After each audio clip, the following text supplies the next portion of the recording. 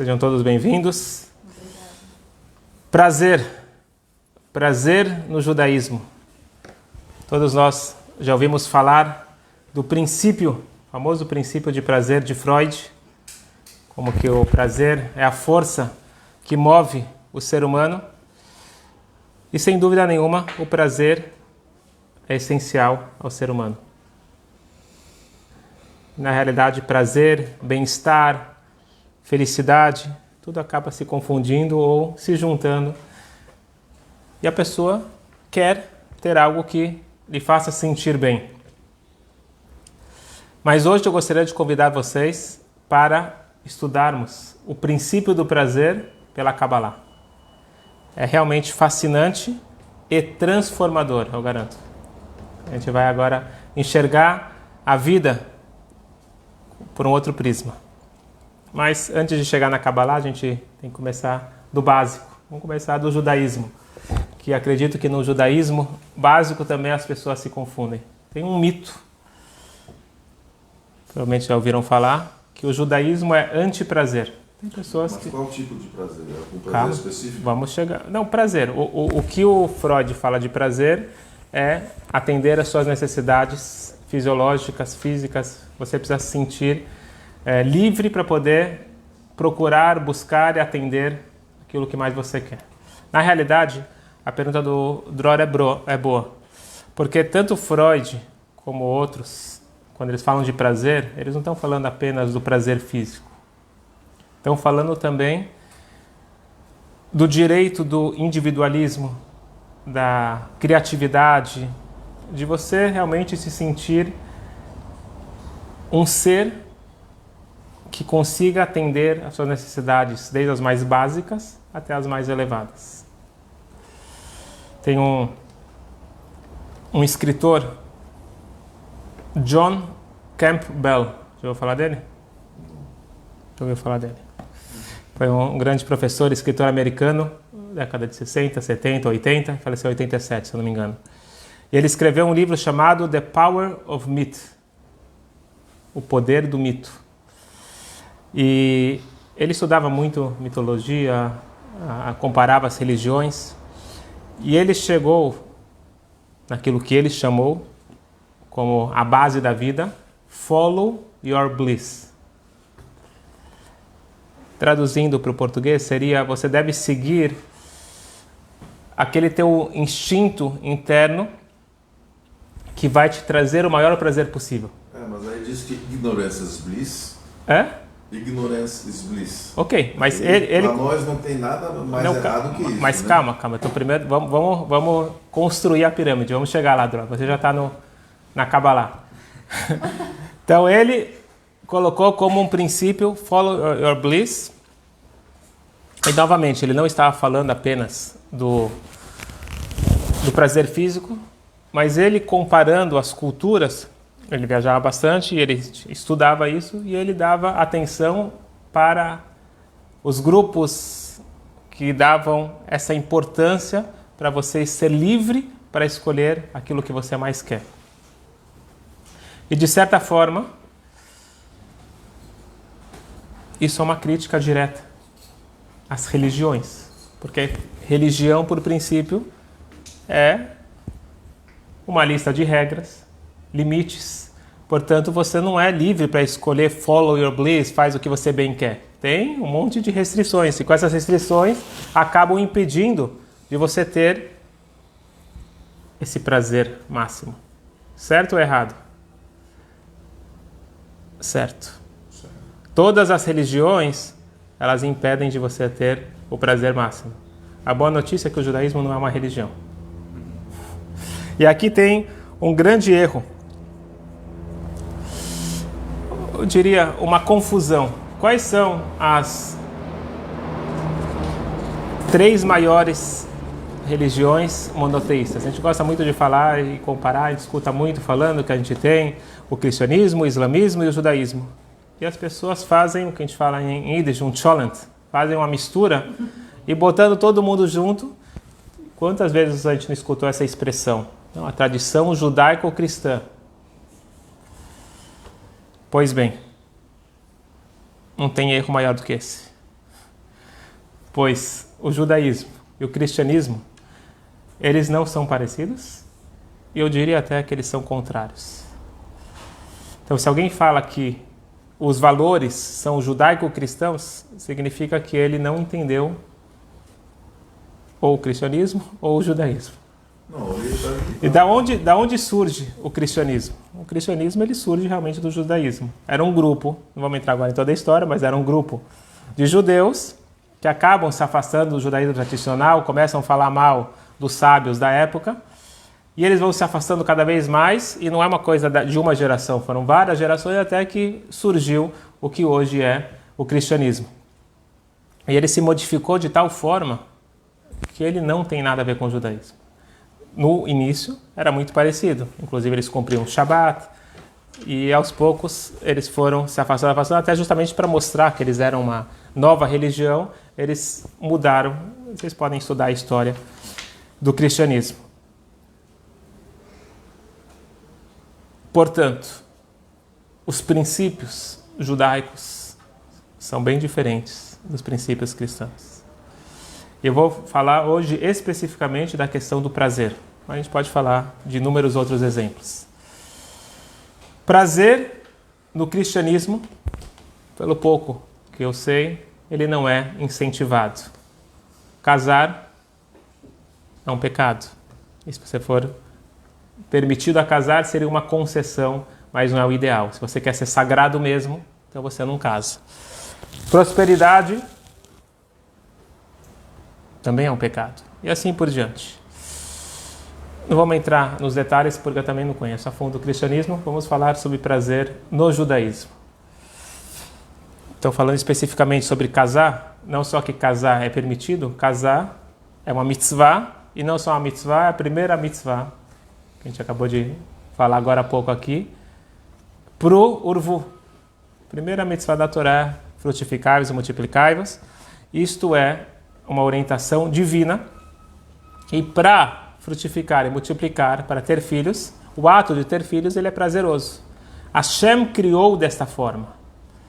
E na realidade, as pessoas também se confundem, a mitzvah de ter prazer entre o casal não é somente para ter filhos. Mesmo quando não há possibilidade de ter filhos, o prazer é uma mitzvah e não só uma mitzvah, é uma obrigação que o noivo se compromete no dia do casamento. Uma das três coisas que está na Ktubá, muito bom, uma das três obrigações bíblicas é dar prazer para sua esposa. Portanto, o prazer não só que ele é permitido, ele é incentivado, ele é uma mitzvah.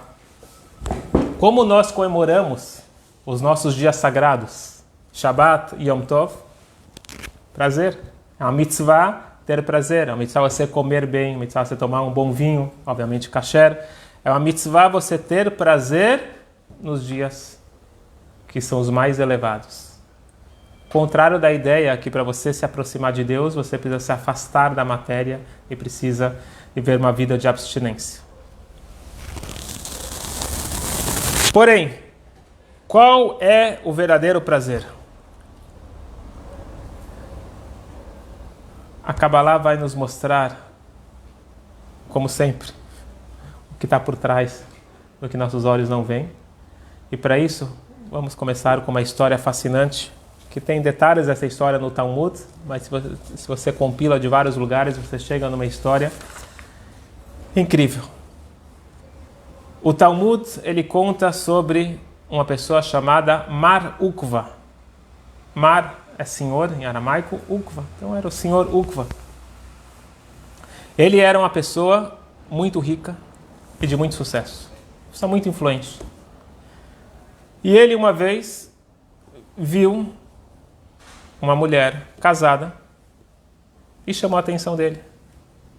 Só que esta Hana, ela era casada. Só que ele, achando que ele tem prestígio, tem poder, tem riqueza, ele podia tudo o que ele bem queria, ele se aproximou dessa mulher, só que ela falou, de jeito nenhum, eu sou casado, eu sou casada. E ele ficou tão abatido que ele ficou doente. É dito que ele ficou num estado muito grave e os melhores médicos tentaram curá-lo E depois eles descobriram qual que era a verdadeira razão da doença dele e falaram para os sábios, esse homem vai morrer. Permite, uma vez. Vocês rabinos têm que abrir mão dessas leis tão rigorosas. Tem a necessidade do prazer para a pessoa viver. E os sábios falaram, de jeito nenhum, não existe isso. E os médicos insistindo, que os médicos queriam salvar o homem, falaram com os sábios, tá bom, já entendemos que eles não podem ter relação, mas eles podem conversar pelo menos? De jeito nenhum. E assim eles foram pedindo até que converse de um lado do muro e até do outro lado do muro, sem risco de se tocarem. É proibido pela Torá. Não. É proibido pela Torá. Não pode ter qualquer contato com intenção errada. E o homem continuou doente, mas depois de um tempo, de alguma forma ele saiu, contrário do prognóstico médico, ele conseguiu sair da sua depressão profunda e voltou à vida. Só que nesse inteirinho aconteceu uma reviravolta na vida da Hana. O marido da Hana se complicou nos negócios e contraiu dívidas altíssimas e ele acabou sendo preso. Foi uma história da época do Talmud, mais ou menos 1500 anos atrás. E ele na prisão, a esposa ia lá todo dia visitar ele, e ele começou a brigar com a esposa e falou, você não está fazendo nada para me salvar daqui? Como assim? Eu faço o máximo que eu posso. Eu sou uma mulher pobre, sem marido, que para sustentar, o que ela conseguia trazer era um pouquinho de água e pão, mas ela não conseguia fazer mais do que isso. E o marido insistindo, você tem que dar um jeito, arruma um jeito para arrumar um dinheiro para me tirar daqui. E ela não sabia o que fazer, e ele não sabia o que fazer. Um dia, esse homem que não sabia da história, ele falou para a esposa, tem um milionário da cidade, o Marukva, pede um empréstimo para ele. Fala para ele que eu vou pagar, pede um empréstimo para ele. E ela não queria contar por que não, mas ela falou, não, ela desconversava. E ele até que um dia ele ameaçou ela, falou, você realmente não gosta de mim, eu estou te dando aqui, vai, fala com o Marukva e resolve essa situação. E ela, sem ter mais o que fazer, ela com muita coragem bateu na porta do Marukva. Falou, estou precisando de um empréstimo de X. E ele sorriu e falou, que X? Te dou 3X. E deu para ela muito mais dinheiro do que ela pediu. E falou, mas agora tem um preço. Esse presente. Imagine a situação dessa mulher. Ela está no seu momento de maior fragilidade. E ela diz para o Marukva, eu estou nas suas mãos para fazer o que você quiser. Mas, por favor, controle o teu instinto. Controle o teu Yetzer Hara.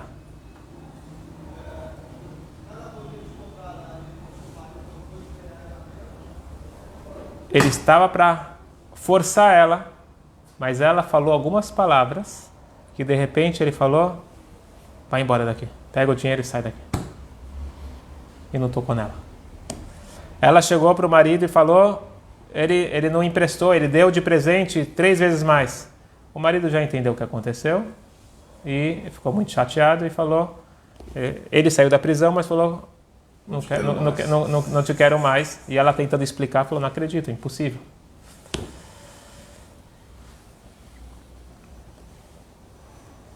Continua a história, o Rabi Akiva está uma vez andando na rua e passa um homem montado num cavalo. O Rabi Akiva falou para os alunos, por favor, chamem ele. Os alunos falaram, não, Rabino. Esse é o Ukva, o pecador, aquele que fez o casal se separar. O Rabino falou, o Rabi Akiva falou, parem de falar Lashon Hara, parem de falar mal de alguém. Vocês não estão vendo a vela, a luz na cabeça dele? A luz que está brilhando na cabeça dele? E aí os alunos obedeceram, chamaram o Marukva e o Maruk falou, eu queria te pedir um favor. Você pode estudar comigo o Torá? Só nós dois? Vem na sinagoga todo dia que eu quero estudar Havruta, eu quero estudar dupla, só eu e você. O Rabi Akiva ofereceu para o Marukva. O marido da Hana ficou sabendo disso, que o Rabi Akiva está aproximando aquele traidor. Ele foi esclarecer as coisas com o Rabi Akiva. Falou, Rabi Akiva, o que é isso? Como você está dando kavod, honra para esse homem? E o Rabi Akiva, ele responde para ele, o quê? Você não viu a luz que está na cabeça dele? E finaliza lá a história que desde então, esse homem que se chamava Mar Ukva recebeu um novo apelido que era Natan de Tzutzita. Natan, que tinha tzutzita, tinha brilho, tinha faíscas saindo da cabeça dele. E o que nós queremos saber é como que essa mulher conseguiu impedir o Marukva na hora que ele tinha o queijo e a faca na mão, aquilo que ele estava sonhando tanto, e ele estava pronto a fazer qualquer coisa, e agora ela falou, faça o que você quiser comigo. Mas de repente ela falou alguma frase que mudou a cabeça dele. Que frase é essa, Daniel? Então, isso não consta no Talmud, nem no Rashi que traz essa história. Isso se encontra num livro chamado Hibur Yafé La Yeshua, do Rav Nissim Gaon. E lá ele diz o seguinte, Hana falou para Marukva o seguinte, Ineni beyadecha, betachak nafech, eu estou na sua mão, embaixo da sua roupa, quer dizer, eu estou embaixo da sua guarda, e eu não tenho boca, quer dizer, eu não tenho argumento para te contrariar. Você está me ajudando agora, me dando o dinheiro que eu preciso. Mas eu queria te falar uma coisa. Chegou o momento que você vai conseguir adquirir em um instante o teu paraíso. Aquilo que as pessoas lutam a vida inteira e nem sempre conseguem, você tem agora a tua chance de vida de conseguir o paraíso. E com essa frase, e para uma pessoa pronta a escutar, surtiu efeito. Nessa história, nós temos o segredo da Kabbalah para o verdadeiro prazer. Freud diz que o maior prazer é um prazer carnal. Vem a Kabbalah e nos diz que existe um prazer maior,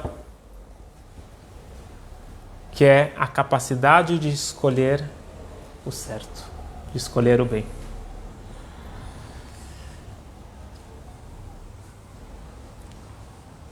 E nós sabemos disso. Se Natan Tzutzita, o Marukva, tivesse tido o seu prazer momentâneo, depois de um instante, ele carregaria a culpa para o resto da vida. Aquele prazer não ia acompanhar ele o resto da vida. Seria um prazer momentâneo de alguns instantes. Agora, o prazer de ter feito a escolha certa rendeu para ele aquela luz na cabeça e rendeu para ele o Olam Abá, o paraíso, e rendeu para ele uma satisfação verdadeira. Eu não sou um animal que siga o meu instinto. Eu sou um ser humano que consigo ter o autocontrole. Diz a Kabbalah, o verdadeiro prazer não é aquele prazer instintivo. O verdadeiro prazer é aquele prazer da escolha. E quem nos ensina isso? Ninguém mais, ninguém menos que Moshe Rabbeinu. Moshe Rabbeinu, na sua frase, uma das frases mais famosas do seu discurso final antes de falecer, que é a parashá dessa semana, Re'e anochi noten lifnechem hayom bracha uklala. Vejam, diz Moshe, eu dou perante vocês hoje a bênção e a maldição. Nessa frase, Moshe está nos dando um dos princípios básicos, o princípio do livre-arbítrio. Só que essa frase é muito curiosa e aparentemente muito estranha. Vamos analisar, dissecar essa frase palavra e ver o segredo que está por trás dessa frase. Re'e, veja. Isso já é algo estranho, que normalmente na Torá não se fala de veja, fala escute, Shema Israel. Só no livro de Devarim tem 92 vezes a palavra Shema, escute. Moshe Rabbeinu toda vez escute, escute, escute. Agora aqui tem uma palavra diferente, Re'e, veja. Anochi, quando se fala Anochi, significa a essência de Deus. Os 10 mandamentos começam Anochi, eu na sua essência. Então Deus na essência fala, eu estou dando para vocês brachá e klalá, bênção e maldição. Calma aí, Deus fala, eu dou para vocês bênção e maldição? Deus não dá bênção e maldição, Deus ele dá bênção, dá brachá. Deus ele dá maldição? Ele está dando a opção, vocês têm duas opções, dois caminhos. O que está por trás disso? Isso é muito profundo. Moshe Rabbeinu, ele está explicando para o povo como fazer as escolhas corretas na vida. Nós temos a brachá e o Targum Onkelos é o tradutor oficial da Torá, que traduziu para o aramaico. Ele não traduz bênção e maldição, ele traduz bênção e o oposto. E o contrário. Não, desculpa. Bênção e o substituto. Quando você fala substituto, significa que você pode ter um ou outro. Então, o ideal é ter leite materno. Se você não consegue ter leite materno, tem o substituto, que é o leite em pó. Certo? Nós temos um substituto. Então, você tem a bênção. Não conseguiu a bênção, você tem um substituto. Quer dizer que a maldição também faz parte das escolhas? Você pode escolher ou um ou outro. O que está por trás desta frase magna de Moshe Rabbeinu? Onde que ele coloca a nossa vida em perspectiva. Você tem o caminho, que é chamado Midrash, ele fala que você tem um caminho curto e longo na seguinte forma. Você está numa encruzilhada e você pergunta como que eu faço para chegar no meu destino. Então, um caminho ele te diz o seguinte, olha aqui é um caminho reto, liso, mas logo depois é cheio de espinhos. Bem complicado. Ou se você quiser ter esse caminho aqui, que ele é tortuoso aqui, é um pouco difícil no começo, mas depois ele é livre. Diz Moshe Rabbeinu, em nome de Hashem, veja, olha só, você tem aquele caminho, entre aspas, de restrições, mas aquele caminho vai te levar para um destino nobre. E tem aquele caminho que parece tentador, mas a tentação vai te dar um prazer momentâneo, mas logo depois você vai ter espinho para o resto da vida. Escolhe o que você quer. Porém, é muito mais profundo do que isso. Deus, ele diz, veja, visão indica sabedoria. Dizem nossos sábios do Pirkei Avot, eis o Chacham, quem é o sábio, Aroe está anulado, aquele que vê o que vai nascer. O sábio é aquele que ele consegue não prever o futuro, mas ver as consequências. A criança, ele toma as decisões baseadas no aqui e agora. O adulto deveria ter essa visão. Bom, agora eu vou comer essa comida que é tentadora, mas eu sei que eu tenho alergia para isso, ou alguma coisa vai me fazer mal. Então a criança não está interessada em saber o que vai acontecer depois. O adulto, ele para e pensa.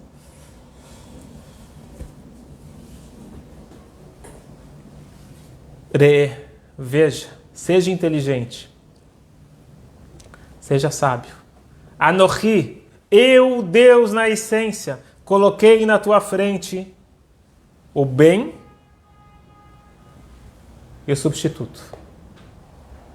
Se você não está conseguindo enxergar o bem, veja que aquilo que você acha que é ruim, ele na verdade é um substituto para o bem. Ele é o bem fantasiado.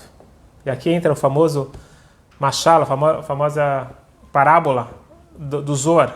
O Zohar, ele conta que tinha um rei, que ele tinha um filho mimado, e ele queria de alguma forma testar se o filho estava pronto para assumir o reinado. E ele ensinava muito para o filho a importância de ser família e ser uma pessoa correta e não se comportar de uma forma vulgar. Só que ele não sabia se o filho realmente escutava os seus conselhos. Então o rei, ele contratou uma prostituta e ele disse para ela, você vai usar todas as tuas técnicas para tentar seduzir o meu filho. E eu vou te pagar por isso. Só que ela não era boba. Ela sabia que isso era um teste do pai. Então ela, por um lado, precisava seduzir o filho porque ela foi contratada para isso. Por outro lado, ela no fundo, no íntimo, ela não queria ter sucesso, porque ela ia ganhar o dinheiro dela, mas ia deixar o rei triste. E ela tinha uma apreciação muito grande pelo rei. Este é o dilema da clalá, da maldição, entre aspas. É um bem disfarçado. Porque essa mulher, ela não quer que você caia na tentação, diz o Zohar. O Yetzer Hará, o instinto negativo, não quer que eu caia na tentação. Mas ele tem que fazer o trabalho dele. Para poder existir o livre-arbítrio, é isso que diz esse versículo. Para poder existir o livre-arbítrio, para poder ter os dois caminhos. Então Deus, ele dá o caminho do bem, ele dá o caminho do bem fantasiado. Nós precisamos ter a sabedoria de entender que é o bem fantasiado. Voltando para a história, o que Hana ela falou para o Marukva? Você está agora buscando prazer. Eu entendo. É normal. Isso faz parte do formato que Hashem ele criou o ser humano. Mas saiba que o prazer na essência, ele é sagrado, feito dentro do contexto certo. O que você está vendo agora é um disfarce. Se você for sábio o suficiente e conseguir ter o autocontrole, você vai chegar no verdadeiro prazer. E ele escutou, e ele, com um ato de autocontrole, ele mereceu algo que levou a Rabi Akiva, um dos maiores sábios, a parar tudo para estudar com ele. Falou, esse homem chegou num nível muito elevado.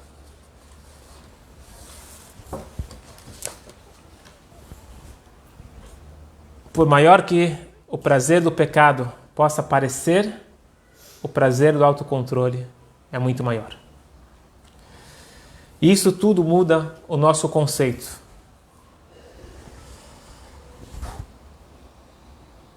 Nós estamos falando sobre prazer ser, o judaísmo ser anti-prazer. Nós já vimos que não, que o prazer ele é parte integral do judaísmo.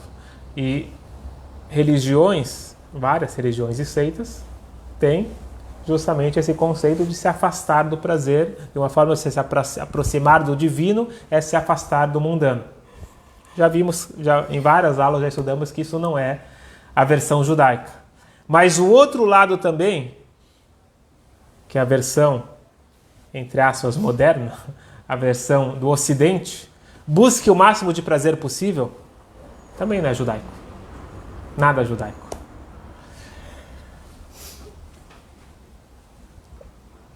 E não só que não é judaico, não é inteligente. Diz o Talmud, como que funciona o ser humano? Mishesh lomea rotze matayim. Quem tem 100 quer 200. Quem tem 200 quer 400. Você já viu alguém que está querendo ganhar X de dinheiro, quando ele ganhar aquilo ele fica feliz? Não, agora ele precisa o dobro. Aí ele ganhou o dobro, não, agora precisa daquilo.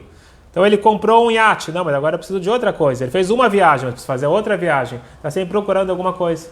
Se fosse fácil e se fosse realmente tão prometedor como parece essa busca do prazer, então os bilionários eles seriam felizes, satisfeitos, as coisas seriam mais fáceis de comprar essa felicidade. Diz o Talmud, sabe o quê? Quanto mais você ir atrás desse aparente prazer, mais você se distancia do verdadeiro prazer e da verdadeira satisfação.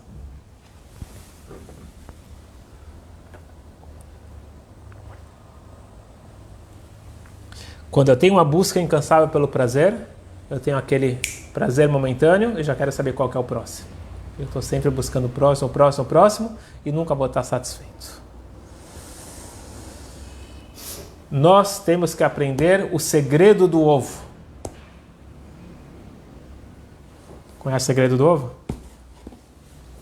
Estou falando um ovo com um pintinho dentro. Não é um ovo de fazer omelete. Um ovo que tem uma vida dentro. Então, escutei de um coach americano, ele disse o seguinte: se um ovo ele é quebrado por uma força externa, o que acontece com a vida lá dentro? Morre. É o fim. Acaba a vida. Mas se o ovo se quebra de dentro para fora, o que representa? O início da vida. Esta é a diferença da concepção de prazer no mundo afora e na Kabbalah. A Kabbalah nos ensina como atingir o verdadeiro prazer. Então, todos os prazeres que o mundo diz que são importantes, são prazeres de fora para dentro. E esse de fora para dentro, ele me esmaga, ele acaba com a vida no sentido que acaba com aquele realmente sentimento de paz interior. Porque eu estou sempre precisando de mais coisa e mais coisa. Porque tudo que vem de fora para dentro, por mais que pareça positivo, me esmaga. Agora, quando vem de dentro para fora, quando eu consigo revelar o meu propósito, a minha missão, o que eu vim fazer nesse mundo, eu tiro essa casca que ela encobre a realidade e eu consigo encontrar a vida. Portanto, Freud está certo. O prazer é essencial para a vida, mas não o prazer que ele diz. O prazer mais profundo. O prazer que realmente está em sintonia com o meu verdadeiro objetivo de vida. Porque não existe nada mais satisfatório do que sentir que eu estou seguindo a minha missão, o meu objetivo. Eu sou útil, eu sou importante e eu faço a diferença.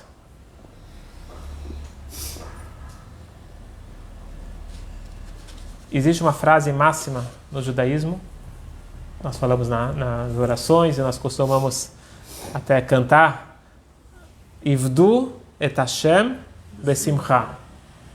Sirvam Hashem com alegria. Aqui está o resumo de tudo que nós falamos. Alegria, alegria, todo mundo procura. Felicidade, alegria é o que todo mundo quer. Só que existe um pré-requisito antes, que as pessoas não gostam de escutar. Ivdu et Hashem, sirva Hashem com alegria. A verdadeira alegria, o verdadeiro prazer, a verdadeira satisfação vem junto com responsabilidade.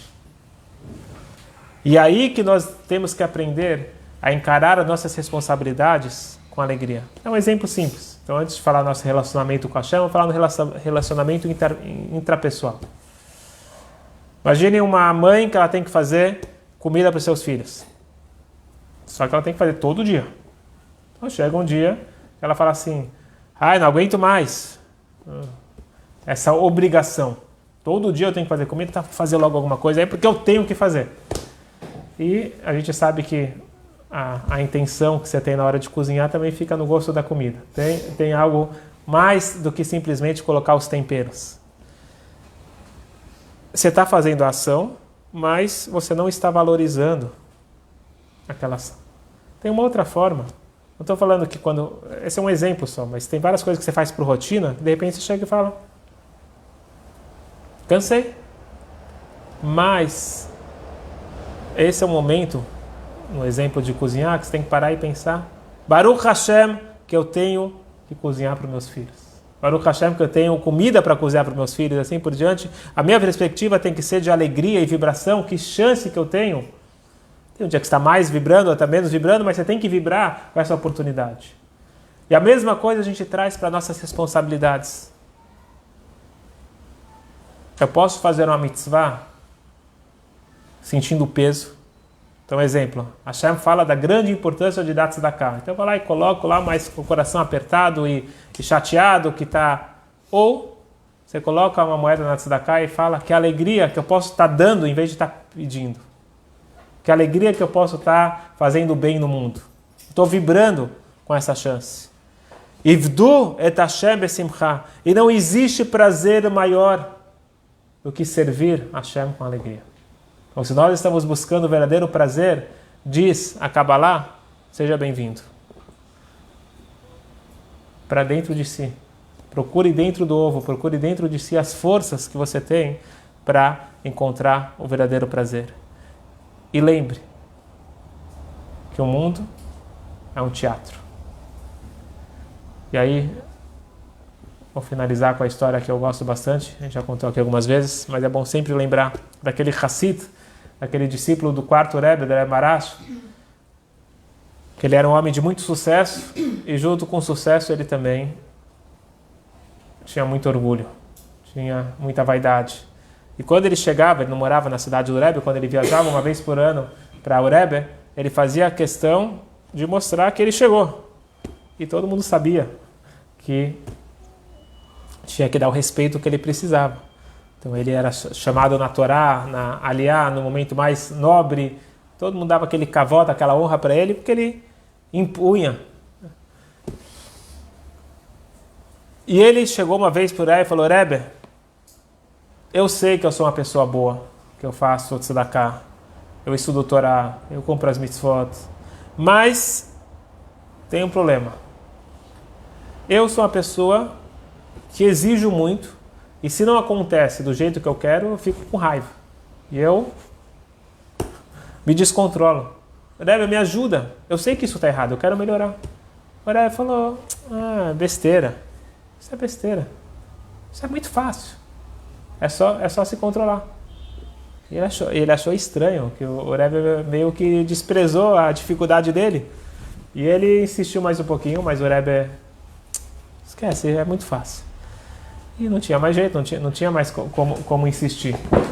Até que ele saiu da sala do Rebbe, o Rebbe chamou então o ajudante dele e fez um pedido. Nesse Shabat, apesar que aqui o Shmuel está presente, e sempre que o Shmuel vem, ele é chamado na Aliá, no momento mais importante, mais nobre da Torá, no Maftir, esse Shabat você não vai chamar ele, e você vai chamar ele para enrolar a Torá.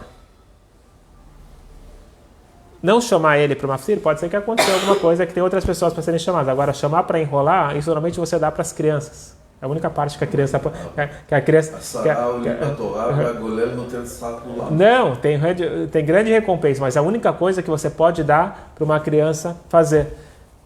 Só que o Gabai, ele ficou morrendo de medo. Ele falou: esse homem aí ele é perigoso, porque se a gente vai contrariar ele, e ele sempre que ele chega, ele é chamado na aliá importante, ainda mais eu chamar ele para enrolar a Torá. O Rebbe não me proibiu de contar para ele. Então eu, pelo menos, vou avisar para ele que a iniciativa não foi minha, foi do Rebbe, porque senão vai sobrar para mim. E ele falou pro homem, não sei porquê, desculpa, não sei o que aconteceu, mas essa foi a orientação do Rebbe. Ele pensou um pouquinho, o Shmuel falou: tranquilo, pode deixar.